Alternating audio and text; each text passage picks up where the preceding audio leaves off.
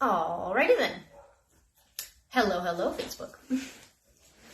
I will be doing this live from a different room than I normally do. I used to do them in here, so it should be fine. But if the sound or anything is off, let me know. As always, I still can't believe that this will be the first video I've done specifically on fence reactivity. I know we've done barrier frustration. I know we've done leash reactivity. I know we've done a lot of other types of reactivity. When I was looking back trying to find the fence reactivity video to like pull from the old one to make the new one, I couldn't find it, and I was shocked that there wasn't one. So we're fixing that today. Okay. Hello everybody, nice to see you all coming on. Hello. I'm not sure if the comments are working, but I do see you all joining me, so thank you. It's nice to see you. Again, today we're going to be talking about fence reactivity. So what I did do was pull the written post I made from a while back, and that is kind of what I'll be using as a framework for the talk today. I'm going to try and keep it semi-short so that it's not too much to take in, but this will be recorded. If I don't see any of the comments while I'm live, I will circle back and I will answer them. So please comment, ask your questions, and I will get to those. So let's talk about it. What is fence reactivity? It's barrier frustration, right? It's barrier aggression, there's other words for it. A very simple distilled working definition that I like to use is when a thing is perceived, approach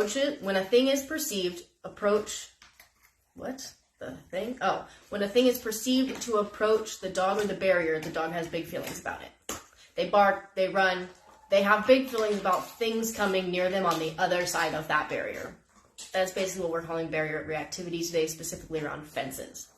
So one of the key things to think about with fence reactivity is, just like with counter surfing, it's inherently reinforcing, meaning if we do nothing, if we are not part of the picture at all, they're still getting the cheeseburger.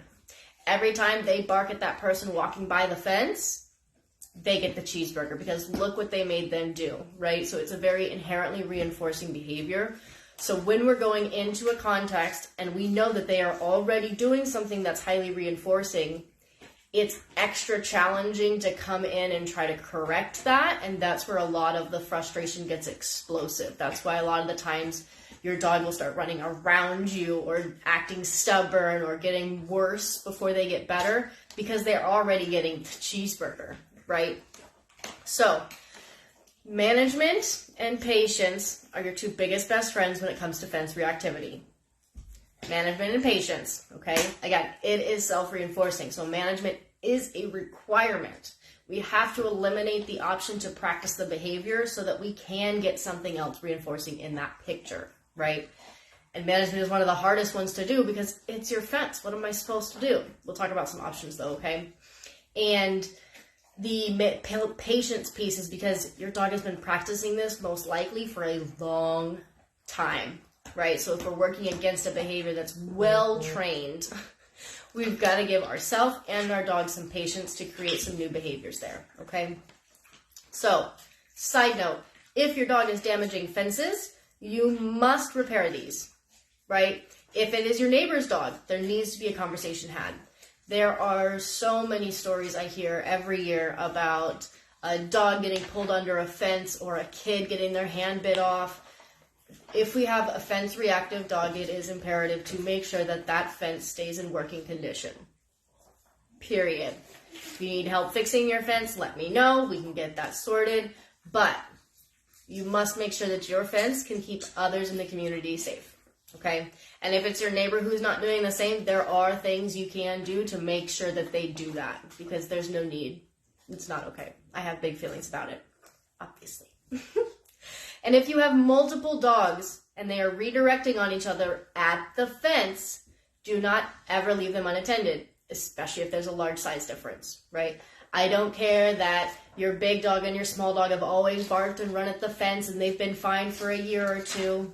It just takes one time. The risk of that little dog getting hurt is too high. I do not recommend multiple dogs being reactive at the fence without supervision ever, especially when there's a large size difference, okay?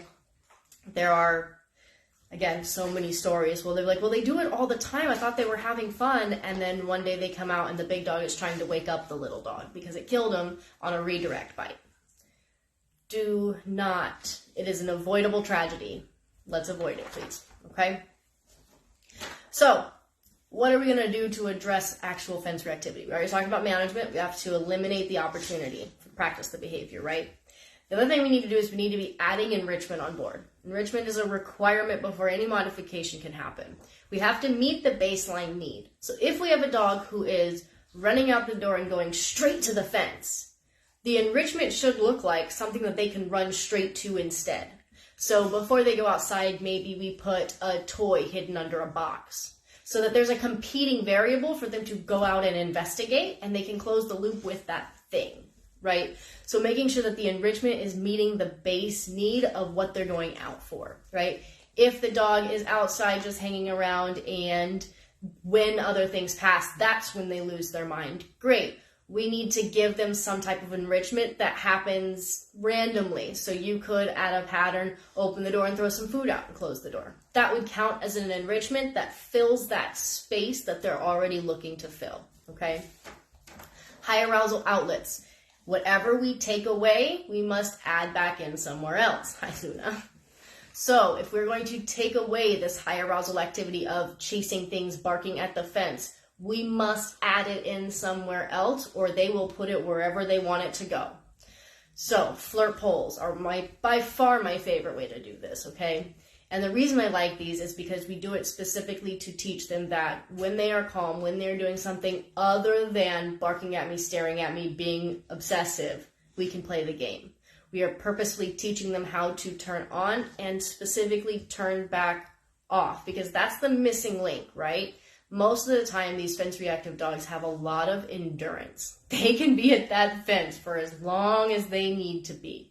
So when we start introducing a flirt pole, they bring that same energy into it, and it can be challenging at first for my humans to keep up. So that's why the goal is, so instead of taking the flirt pole out there and running the dog into the ground and making them tired, I'm going to maybe in a 10-minute window only throw the flirt pole 3-4 times, because the goal is not to get them tired. The goal is to get them to disengage and re-engage.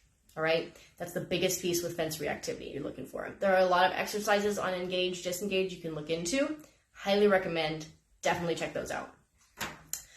The next step is you need to decide your goal behavior, okay? And that's going to look different for everybody, right?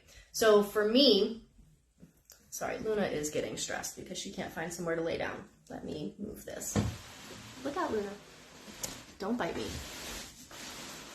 There you go. Now you have room. So for me, I didn't care what happened as long as my dogs came off the fence.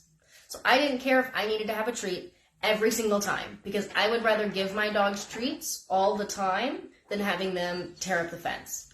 Other people would like them to just go back to sniffing the grass. Other people would like them to come back inside. Figure out what your actual goal behavior of what you can commit to realistically, right? If you don't have time in your day to open the door and stand there and call them back in, but instead you can throw some kibble inside, right? You can open your door, throw some kibble, and they can all come running back inside. That's a realistic thing you can do. Pick that end goal behavior, because that's the one you're actually going to focus in on, not the fence. If you focus at the fence, you're only going to add frustration. Trust me, I know, okay? So instead of thinking, I just need my dogs to stop barking, I need them to come to me. It's my general go-to for this. I really like teaching dogs to become a tattletale, right? That's pretty much my end goal for any fence reactivity is, I see a thing. Hey, human, did you see that thing too? Okay, I like to become part of that because we can do anything after that, right? So when I was trying to come up with our talk here today, I was having a hard time because there are so many different things to consider. So what I did was I broke down fence reactivity into 3 levels, right? We have the bottom level, the dogs that are the most mild, the dogs that are only barking. We have the next level up, which is barking and charging. They're not making contact with the fence, or maybe they're just touching it and getting back, but they're hitting a spot, right? They're not just necessarily running back and forth. They are actually going for a specific location. And then the top level dogs are the dogs that are physically on the fence, biting the fence, scratching the fence, trying to get through the barrier. Those are those top level dogs, I would say, that are the highest risk, okay? So I'm going to start at the lowest level and work our way up because they all kind of build on each other. They just need subtle tweaks. So if we have a dog who is mostly barking, maybe they run back and forth along the fence, usually they can be called off verbally, right? They come most of the time, but sometimes they're a little stubborn and they won't come until they're ready. If that's your dog, you're looking at them, I hate to say mild, but a lower case of fence reactivity, okay? So this can be an early warning sign of a progression, right? Not all dogs sit here and stay here. Some dogs sit here and progress. So if your dog is here, get on it now-ish, right? But what I like to do with these guys is just go ahead and scrap whatever recall you've been trying to use and make a new one, okay? I specifically like to use something that's along the lines of like an emergency recall, where it's a special word we throw out and we have a party, okay? The key to teaching this type of recall is the goal is not to get your dog to come to you. And I know that feels like that's the goal of recalls. What the heck am I talking about? The goal is to get your dog to choose to come to you. That's the difference. So with a treat party, with an emergency recall, let's say I have unicorns as my call, because that's what my child loves right now is freaking unicorns, okay? So I say unicorns, I throw food. My dog knows whenever unicorns happen, food happens. I'm not saying, come here, come here, come here. I'm not adding tension to that moment. I'm not making that thing automatically more valuable, right? If I tell a kid, no, you can't have that, they're going to want it even more. But if I say, oh my gosh, did you see this present that came to the front door? They are far more likely to leave whatever they're doing to come get the thing, right? This only works if it's practiced out of context more than in context. So if we're only using our emergency recall when the dog is barking at the fence, it is going to fade rapidly and stop working. It only works if you use it out of context and in. So what that would look like is, especially at the beginning, you would start once a day is what I like to recommend, where your dogs are outside, there's nothing going on. They're not barking at anything, nothing's happening. You're going to throw out your party word and start having a party. Okay, and when I say party, I mean high rate of reinforcement, not a big pile. Okay, so we don't want to dump a bunch all at the same time. I want to make 5 treats look like a million treats. So, woohoo, unicorns, unicorns, unicorns. And that should have the dogs coming over to like, what are you talking about unicorns for, right? Because there's no competing variables. So we practice that once a day, twice a day, when there's nothing happening at the fence, and then when there is something at the fence, we can try it. Most of the time, these dogs will respond to that type of thing, again, because they are not really high up on the arousal chain. They're more of what I call like the hype men or more confused, conflicted dogs. They're just like, there's a thing, right? So that is our goal when we're working with the lower level reactivity dogs at the fence, okay? We're making a new recall, and we're making them into a tattletale. Mom, I see the thing. Come over and find me. Okay? Now we move up a level to the dogs that are barking and actually charging to things at the fence. Okay? A lot of times I'll call these almost like polar bear dogs, or they get like really low to the ground. If you guys have one of these, you see what I'm saying. The big muscles on their back happen. The ears close, right? They are very focused on the thing in front of them. Okay? So again, if people are coming on, I can't see comments, which is annoying, but please drop your comments, questions, and I will circle back and answer those, okay? But when we've got a dog who is barking and charging, usually these dogs don't come away from the fence very easily, right? Most of the time, my humans have kind of given up when things are passing. They're just like, I'll just wait till it passes to get my dog. And so there's a lot of human embarrassment that happens instead. So they usually don't come away. They may respond to audio or a physical interrupter. So they may hear you, or you may have to actually walk out there, stand in front of the fence, and like, hello, before they snap out of it, okay? So this is probably what I would call the most common. Most dogs that are experiencing fence reactivity are right around this range, right? Where sometimes I have to go out there and be like, leave it alone. Other times I can just call you and you'll come back inside. So there are a couple of steps to add. The first one, it's really, really important to add a secondary barrier. So, and it feels wrong, but putting your dog on a tether in the backyard, or even putting a small fence up in front of your regular fence 2 feet in, just a little space. That space, so that they can't get all the way to the fence, is enough usually to interrupt the arousal chain that we can get a new behavior on board.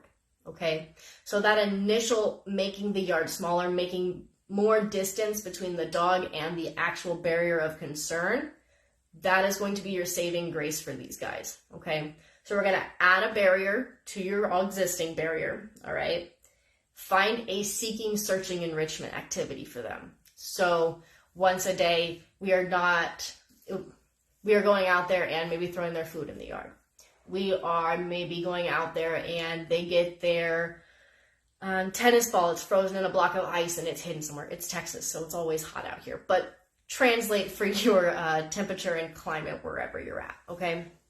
So we are looking to give them something else to find, right? What happens with these guys is they are minding their own business, and then they alert, they see something, it goes away, and then they're left with this angsty, I don't know what happened. It's almost like they fell off the edge of a cliff, right? So I like to do what helps. It's called closing the loop. That's what I call it. So giving them something to alert, find, and complete, okay? That and complete piece is where you're going to actually become helpful to them. So even if it looks like my dog is rah, rah, rah, rah, rah at that second barrier, right? Rah, rah, rah, rah, the thing passing, I can be like, okay, yeah, I see that thing. As soon as the thing passes, I can start throwing food for him to go find. I can be like, all right, well, let's go do this. Let's go do that. This type of redirection will start building that tattletale response that we're looking for, right? Another thing you can do, these guys usually struggle with novelties. So going out, if you've got like extra lotion from a hotel you stole or whatever, something that smells different, put it out in the grass somewhere, right? Or if you work out of home, a really good option I like to have people do is bring home like rocks or little pieces of grass or something from the parking lots and put that in your backyard. Because then it's something new that they have to alert, right? They're like, oh gosh, there's something new in my yard. They investigate it and it's no big deal. That anticlimactic response to novelty really is the first step to be able to do the rest of it for them, okay? So when I say seeking, searching, that's what I mean. We want their brain engaged and not in panic mode in the backyard. We want that to be their new default state. Because usually these dogs, when they get into the yard, they are running straight to the fence and looking for something to bark at. They're like, this is what I do. I'm in the yard, I bark at things. They're almost neurotic about it. So again, when we have those dogs, we need to give them something else to seek and search and find and add that additional barrier, okay? Then once you build that, you can start working on engage, disengage practices. So things like if I'm going to play tug with you, we're going to tug, tug, tug, and stop. Tug, tug, tug, and stop. Or let's say I'm outside with you and I've hidden some treats, then we're going to wait and we're going to run to it together, right? Being part of the acquiring of something exciting with them is a really helpful piece to this because that is also rewarding to them. So we're going to have a toy, we're going to stand with our dog, we're going to throw the thing, ready, go! And we run with them over and we celebrate that they got to have the toy. Great job, you're practicing engage, disengage, check the box. You're working with your dog at different states of arousal, you are becoming more relevant, okay?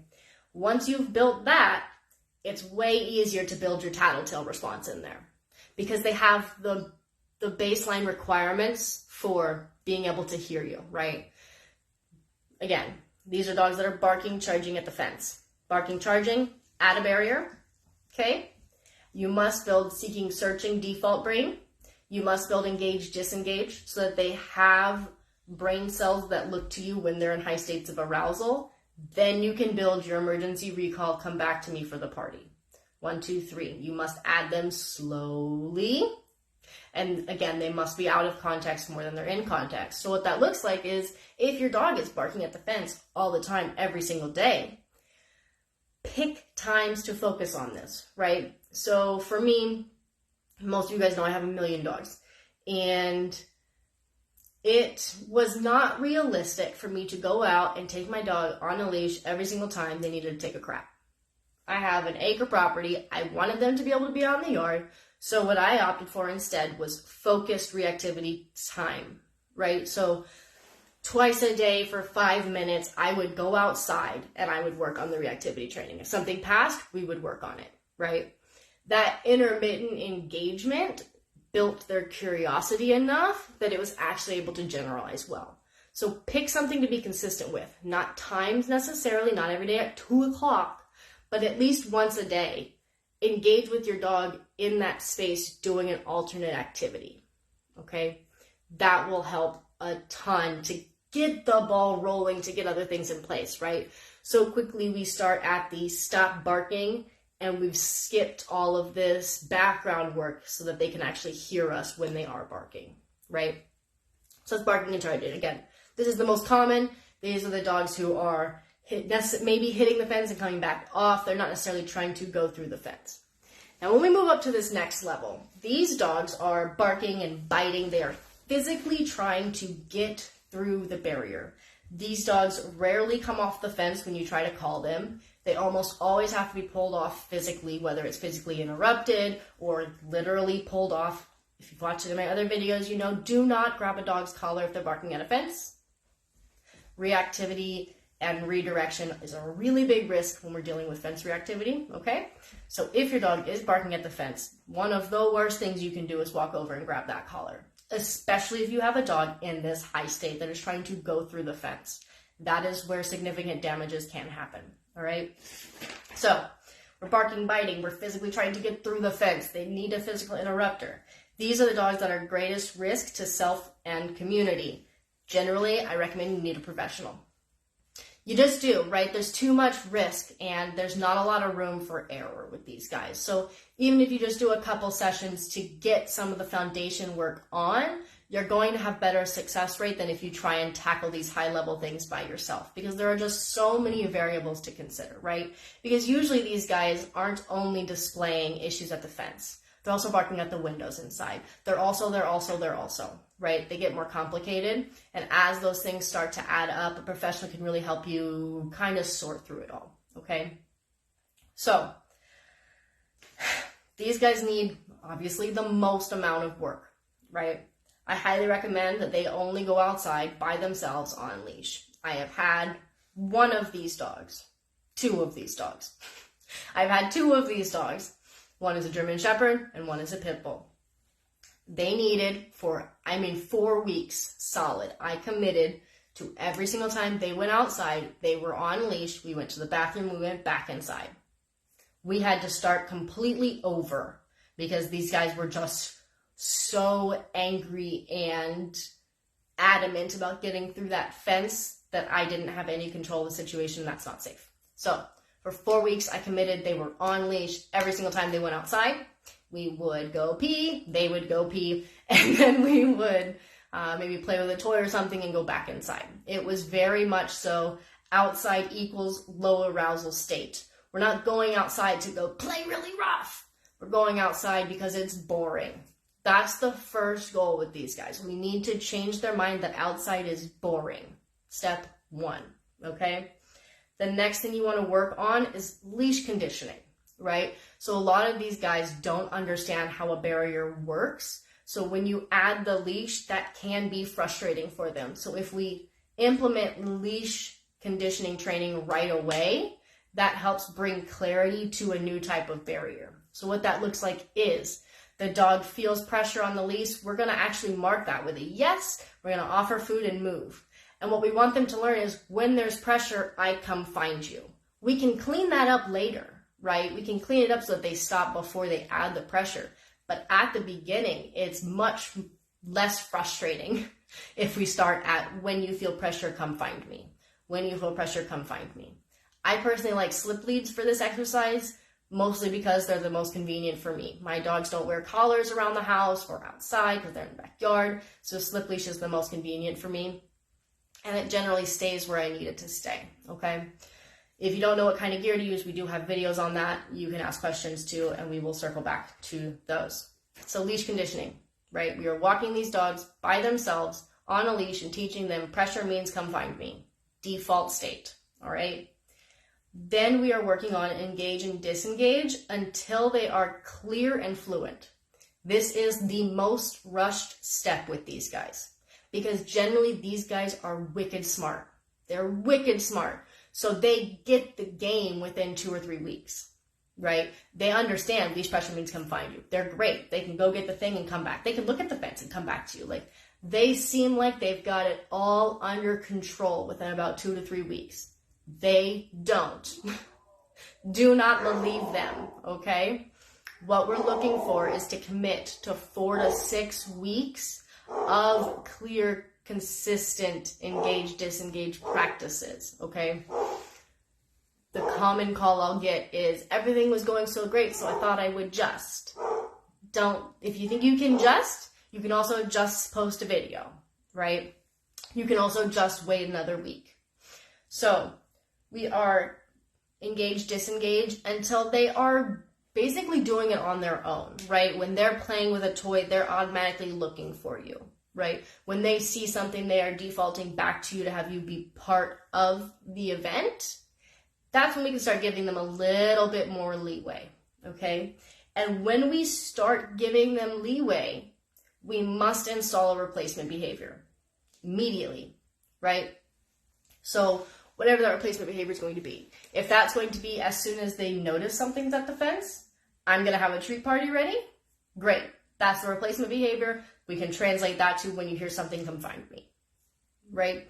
So as you are taking the leash off, as you are giving them more space to make decisions, you must build that tattletale behavior, basically holding their hand, right next to them. Make it really available, really easy, and then add distance over time, right? So these guys generally will need food for a long time. I will say for my shepherd, it took him a full year. I had to commit to a full year of having a treat party. I would say I committed 80% of the time because I'm a real human with kids and other dogs. So 80% is a fair guess for how much I did it.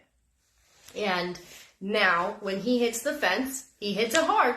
Don't get me wrong. He lets you know if he sees something, but he will hit that fence hard, take a step back and turn around and look for me because he knows I'm looking out the window, right?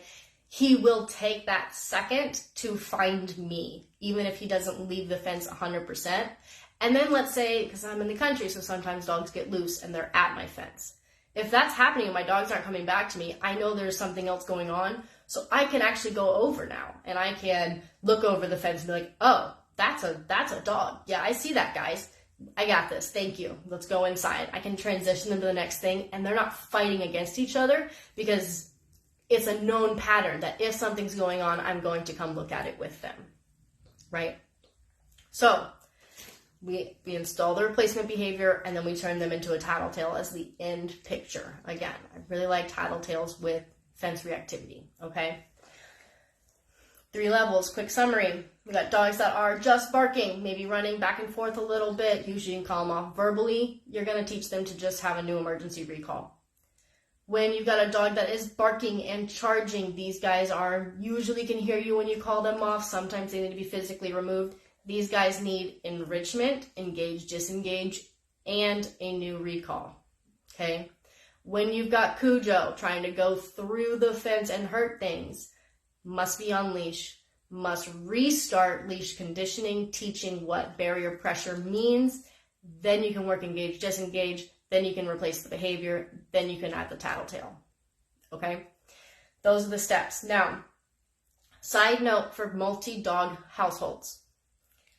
We have generally a dog who is noticing first, and then we have hype dogs, right, who don't care that there's something there, but because my buddy's barking, I'm going to bark too, right? There's also this thing called social drift, where that's what my dogs were falling privy to a lot, where one dog was here, another dog would bump into them, they would yelp, and then they would rumble. They would start fighting because of the yelp.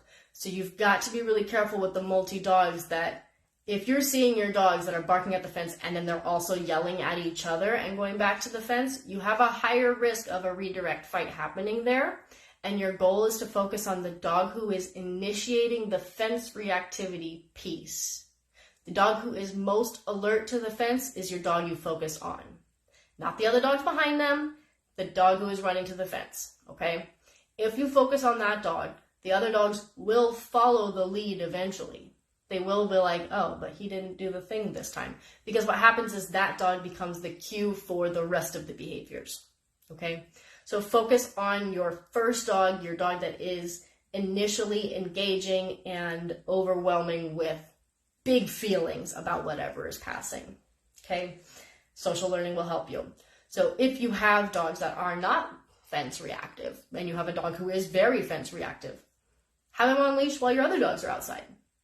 Right? So that she can see that the other dogs are walking around the yard and existing and everything is fine. Maybe they're inside looking through the glass window and they see that nothing happens out there. Use your social learning as much as you can. Dogs are the best teachers for each other, okay? And give them individual seeking enrichment. So we've talked about the seeking enrichment in the yard. If we have a multi-dog household, it is not a good idea to put one high-value toy in the yard for 4 dogs to go find. Yep. So we're going to make sure instead that they're each getting a turn to go find stuff. Whether that be one dog finds stuff in the yard, one dog finds stuff in the living room. Pick a different location for them to all go find. If you're going to do any type of multi-dog finding at the same time, there needs to be at least 3 more than the dogs. So if I've got 4 dogs outside finding toys, I need at least 7 toys that are easily, visibly accessible. And I'm in the middle to make sure nobody is hugging anything, okay? It's much easier to just put them in different spaces for their 5-10 minute seeking enrichment once a day, and then move on with your day. So that's what I've got on fence reactivity. It's the down, it's the dirty, it's the quick. I'm hoping it was quick. Yeah, about 30 minutes, cool. I was trying to make it not too long. Fence reactivity, self-rewarding behavior, add a barrier, add seeking enrichment, turn them into a tattletale. If you take nothing else from today, that is the goal. We are turning our fence reactive dogs into tattletales as safe as possible, okay? We are decreasing frustration as much as we can, and we are giving them a high arousal outlet somewhere else. So I'm looking forward to going back through the comments. Hopefully there's some good questions on there to continue the conversation. Thanks for everybody that joined. This was really fun, and I will see you guys next time. Bye.